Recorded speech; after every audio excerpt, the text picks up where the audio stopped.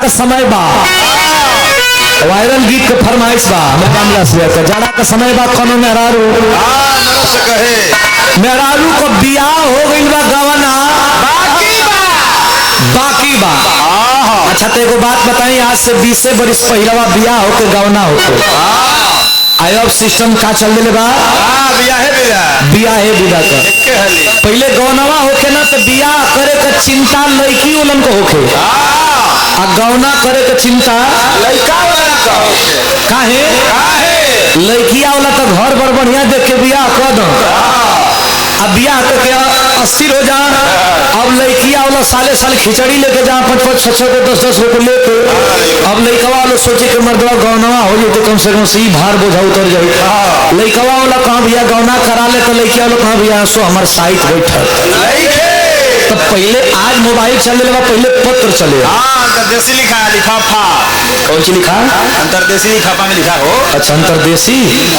अबे घर तो मोबाइल चले रहने तो से 5 वर्ष पहले बार नया साल पर लड़का ग्रीटिंग कार्ड जुटावो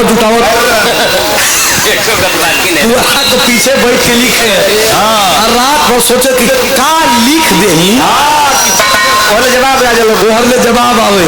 अरे बाप रे बाप, वहाँ कोई शायरी वोरी लिखा 45-50 रुपया का ग्रीटिंग कार्ड खोल के आई लव ही बोला सही बस लड़की लिखले बिया, पत्र लिखले बिया के देखी गौना कराई। श्रीमान पतिदेव जी लिखा पहले। अच्छा वहाँ लिखा कि आपको मालूम की गौना करा लेगा, गौना करा कुछ कौन पर लिख रहे हैं। अच्छा अच्छा मंत्रा पर घबराते है ना, ओकरा में लिखले है कि आपको मालूम थी श्रीमान पतिदेव जी अच्छा गौना करा लेगा। बस इतने कह के ठप्पा लगा दिले रहे। क्या कहे मास्टर? लड़किया कहे ए राजा जाड़ा में एकदम टेबल बैठा था ना ना ढेर सदैवा मन से बैठ जाइए कैसे। ए राजा जाड़ा में, ए राजा जाड़ा में गवना करैती रजाई काम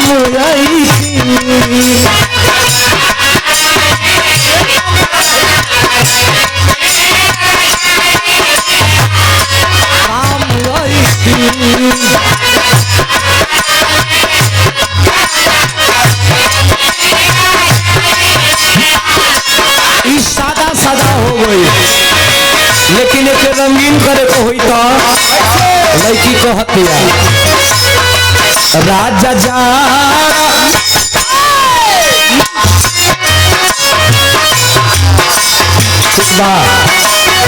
टीका हो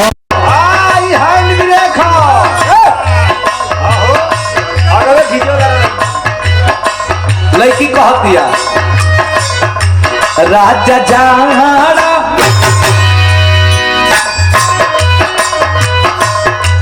राजा जाड़ा में गवना करैती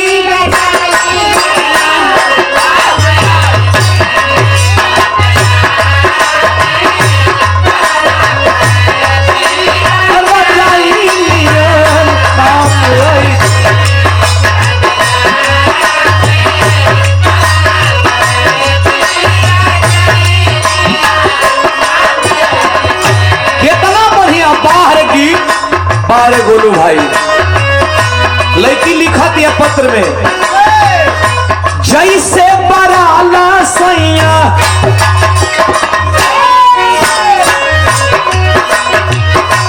जैसे बराला